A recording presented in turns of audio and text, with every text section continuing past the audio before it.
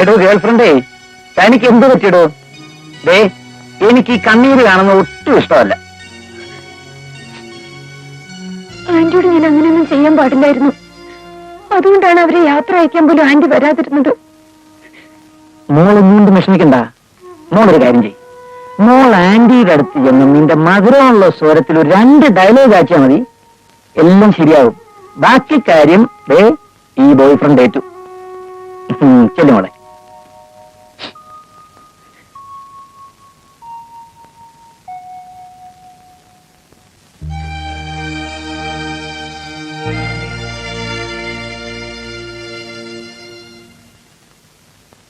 Anti,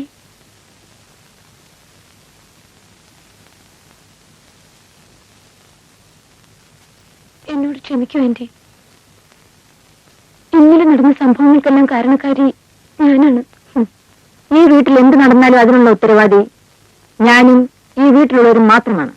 അതിഥികളായി വരുന്നവർക്ക് ഈ വീട്ടിൽ ഒന്നും ചെയ്യാൻ കഴിയില്ല. അതിന് ഞാനത് സമ്മതിക്കുന്നില്ല. ആന്റി, ഞാനിനി ഒരു തെറ്റും ചെയ്യില്ല. എന്നോട് ക്ഷമിച്ചെന്ന് പറയൂ ആന്റി. എന്താ ഇത്? മഞ്ജു മുറിയിലേക്ക് പോയിക്കോളൂ.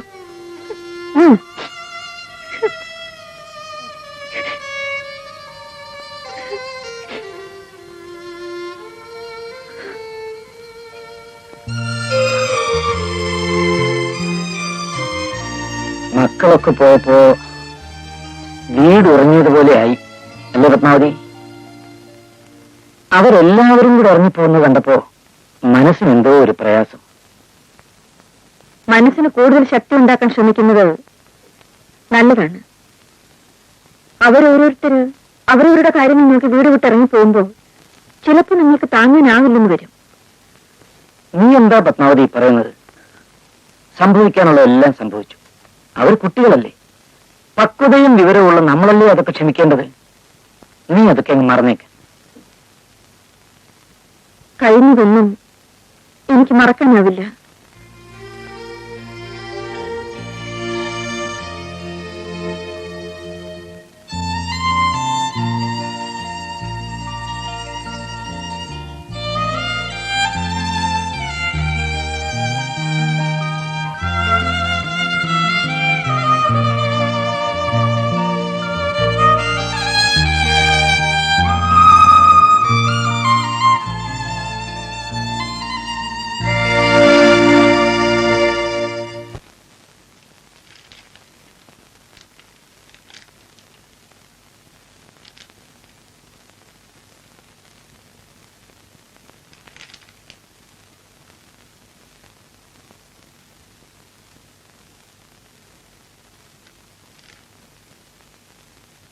അങ്കിൾ,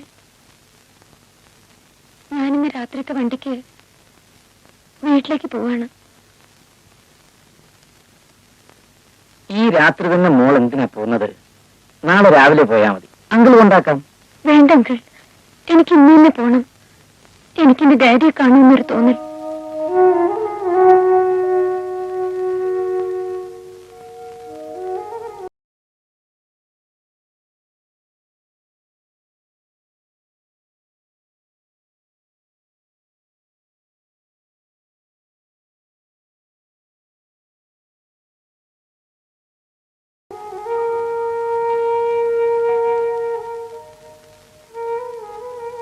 ആന്റി, ഞാനിന്ന് വീട്ടിലേക്ക് പോവാണ്. ശരി. അതിനു മുമ്പ് ആന്റി എന്നോട് ക്ഷമിച്ചെന്ന് പറയണം. അതിന് കുട്ടി ഒരു തെറ്റും എന്നോട് ചെയ്തില്ലല്ലോ. ഒരു പ്രാവശ്യം നീ അവളോട് ക്ഷമിച്ചു എന്ന് പറഞ്ഞാ നീ എന്താ ചെറുതായി പോകും പത്മാവതി?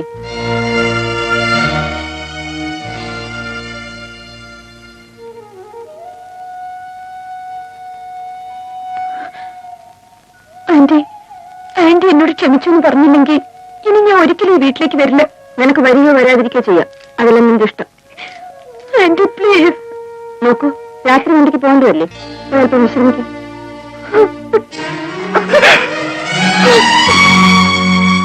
പത്മാവതി, ഇത്രയും പിടിവാശി നിനക്ക് പാടില്ല.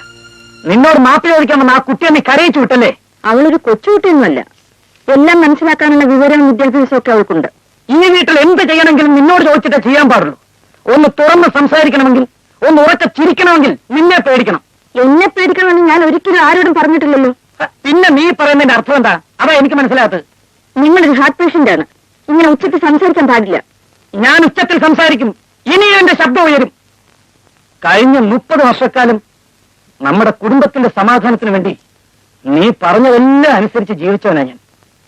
നമ്മുടെ മക്കളൊന്ന് ചീട്ട് കളിച്ചാൽ, മരുമക്കളൊന്ന് നൃത്തം ചെയ്താൽ ഈ വീട് ക്ലബോ നൃത്തശാലയാവുമെന്നാ നിന്റെ ഭയം. നിങ്ങൾ പറയുന്നത് ഇവിടെ ഡിസിപ്ലിൻ ഒന്നും വേണ്ടെന്നാണോ?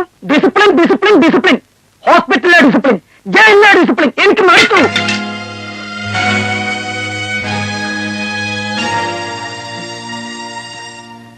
പാവം മഞ്ജു. ആ കുട്ടിയോട് മാപ്പ് ചോദിക്കാനല്ലേ നിന്നോട് ആവശ്യപ്പെട്ടത്? അവളോട് ക്ഷമിച്ചെന്ന് ഒരു വാക്ക് പറയാന്. പക്ഷേ നീ അതിനുവേണ്ടിയാണെങ്കിൽ നിങ്ങൾ ശബ്ദം ഉയർത്തണമെന്നില്ല. ഞാൻ പറയില്ല. ഇപ്പൊ എനിക്ക് മനസ്സിലായി, ഈ വീട്ടിൽ ഞാൻ ആരുമല്ലെന്ന്. എന്നെ മക്കളെ സ്നേഹിക്കാനല്ല, ഭരിക്കാനാണ് നിനക്ക് ആവേശം. ഇനി ഞാൻ അത് അനുവദിക്കില്ല. ഞാൻ ഇനി അത് അനുവദിക്കും.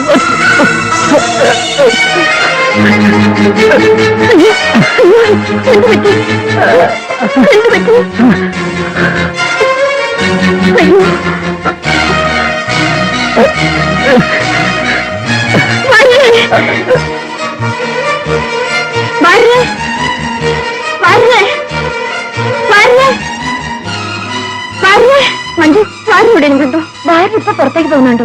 എന്താ മഞ്ജു? അങ്കിളിന് നല്ല സുഖമില്ല, ഹാർട്ടിനാണെന്ന് തോന്നുന്നു. ഉടനെ ഡോക്ടർ ജോസഫിനെ വിളിക്കണം. ആ മഞ്ജു, അതിന്റെ അങ്കിളിന്റെ അടുത്തേക്ക് പോയിക്കോളൂ. ഞാൻ ഡോക്ടറെ വിളിക്കാം.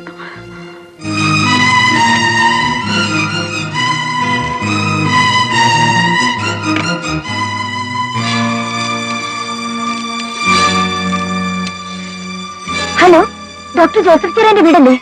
ഞാൻ വിശ്വനാഥ മേനോന്റെ വീട്ടിൽ നിന്നാണ് സംസാരിക്കുന്നത്. ഡോക്ടറില്ലേ? ഔട്ട് സ്റ്റേഷനോ?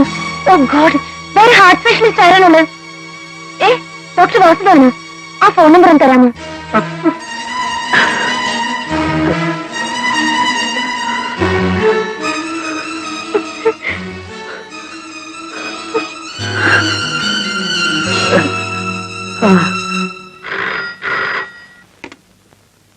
ഡോക്ടർ വാസുദേവനിയ? ഞാൻ പത്മാവതി മിക്സിലെ വിശ്വനാഥ മേനോന്റെ വീട്ടിൽ നിന്നാണ് സംസാരിക്കുന്നത്. സോറി മാഡം, ഇന്ന് എനിക്ക് ഒരു അപ്പോയിന്റ്മെന്റ്സ് ഉണ്ട്. റൂളിൽ വന്ന് കാത്തിരിക്കുകയാണ്. ഇപ്പോൾ വരാൻ തീരെ നിർത്തിയില്ല. ഡോക്ടർ പ്ലീസ്, പേഷ്യന്റ് വളരെ സീരിയസ് ആണ്. I'm very sorry. നിങ്ങൾ മറ്റേതെങ്കിലും ഡോക്ടറെ വിളിക്കൂ. ഞാൻ കൊടുത്ത അപ്പോയിന്റ്മെന്റ്സ് തെറ്റിക്കാൻ ഒക്കില്ല. Listen doctor, appointments can wait, but that will not. നിങ്ങളൊരു ഡോക്ടറാണ്. പണം കൂടുതൽ കിട്ടാൻ വേണ്ടിയാണോ കൂടുതൽ അപ്പോയിന്റ്മെന്റ്സ് ഉണ്ടെന്ന് പറയുന്നത്? നിങ്ങൾക്ക് എത്ര പണം വേണമെങ്കിലും തരാം. നിങ്ങളുടെ അപ്പോയിന്റ്മെന്റ്സിനേക്കാൾ വലുത് മരണക്കിടക്കിൽ കിടക്കുന്ന ഒരു മനുഷ്യന്റെ ജീവനാണ്.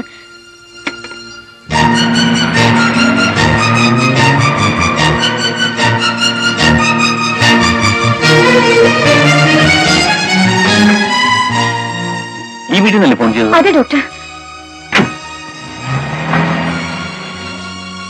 വരൂ. പേഷ്യന്റ് എവിടെ? ഫോണിലുണ്ട്.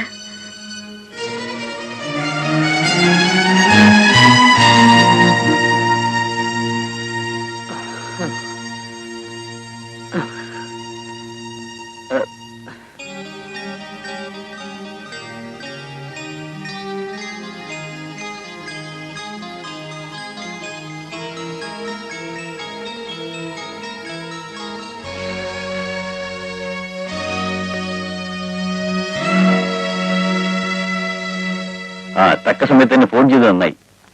ഞാൻ പ്രിസ്ക്രൈബ് ചെയ്ത മരുന്നിന് കൊടുത്താൽ മതി. ശരി doctor. Who's family doctor? Doctor Joseph Cherian. Oh I see. അദ്ദേഹം ഓട്ടോ സ്റ്റേഷൻ ആണല്ലോ. എന്റെ മോൻ രവി ഇവിടുത്തെ ഗവൺമെന്റ് ഹോസ്പിറ്റലിലെ ഡോക്ടറാണ്. അതെയോ? രവിയുടെ മദറാണല്ലേ? രവി എനിക്കറിയാം. ഞാൻ ഫോണിലൂടെ എന്തെല്ലാമോ സംസാരിച്ചു. സോറി. ഡോക്ടർ വിളിച്ചത് ഞാനല്ല, ഈ കുട്ടിയാണ്. ഓ, എന്നെ വരട്ടിയത് ഈ കുട്ടിയാണോ? I'm sorry doctor. അങ്കിളിനെ കുറിച്ച് ഓർത്തപ്പോ ഞാൻ എന്തൊക്കെയോ പറഞ്ഞുപോയി. I'm really sorry. It's quite all right. Take it easy. Doctor, fees എത്രയെന്ന് പറഞ്ഞില്ല. ഓ, ഫീസോ? ആദ്യം പേഷ്യന്റ് അസുഖം മാറട്ടെ. ഫീസിന്റെ കാര്യം പിന്നീട് ആലോചിക്കാം.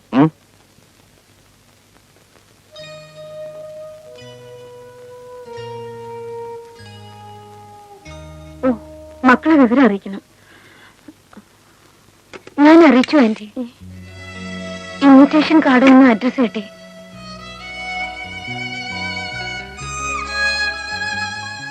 ആന്റി അങ്കിളിന്റെ അടുത്തേക്ക് ചെല്ലൂ. ഇവിടുത്തെ കാര്യങ്ങൾ ഞാൻ നോക്കിക്കോളാം.